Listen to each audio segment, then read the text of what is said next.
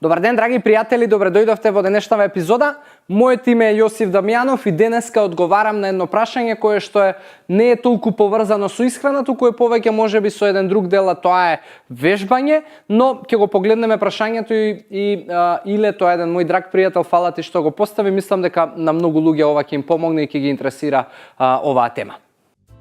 Јосиф, дали е во ред да вежбам секој ден или ако не е, колку пати во неделата е најдобро да се вежба? Иле, супер прашање, пријателе, фала ти уште еднаш и одма ќе ти го дадам одговорот. Искрено не постои, можеби најдобар број на тренинзи кои што треба да се направат во текот на неделата. Ако се седуме супер, она што јас го знам од искуство, лично на мене што сум го применил, она што јас го имам читано, проучувано и слушано од луѓе кои што можеби повеќе се упатени и знаат во оваа тематика, знам дека на неделно ниво, односно во 7 дена не е добро да повеќе од 4 пати правиш тренинзи кои што го вадат максимумот од твоето тело. Затоа што да речеме, ако можеби се работи за тежински тренинг и одиш на фитнес, односно теретана, не е добро повеќе од 4 пати неделно да имаш можеби тренинзи во кои што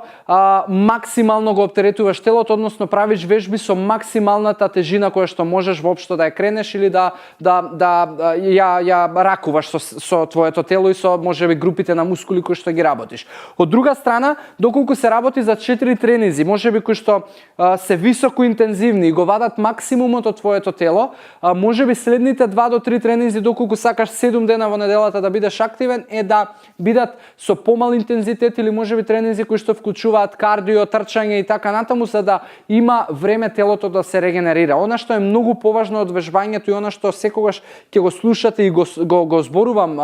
со луѓето околу мене е дека резултатот и она што можеби ние сакаме да го постигнеме, 80% се должи на исхраната, 20% отпаѓа на вежбање. Многу луѓе познавам кои што главниот фокус им на вежбање мислат дека можеби проблемот со килограмите и проблемот со нивниот изглед и така натаму се исклучиво должат на она што можеби се физички пасивни, но јас ви гарантирам дека да, има и тоа улога, но во секој случај исхраната игра најголем дел. Сега, да се вратам повторно на делот со вежбање.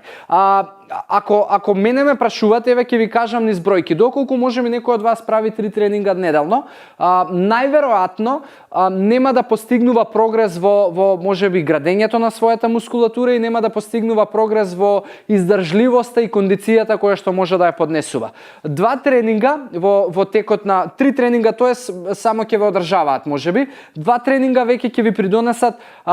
слаб пат на вашата кондиција и на вашата спремност, она што мене ми се случува во овој период. Изминативе 2 месеци мојот просек на вежбање е 2 пати неделно, што воопшто не сум среќен со тоа, но во секој случај се уште барам можеби начин како да го зголемам сето тоа и ќе го решам набрзо, но во секој случај сакам да ви кажам дека во моментов јас се наоѓам во период кај што 2 пати неделно вежбам и осеќам слаб пат на мојата спремност и на мојата кондиција.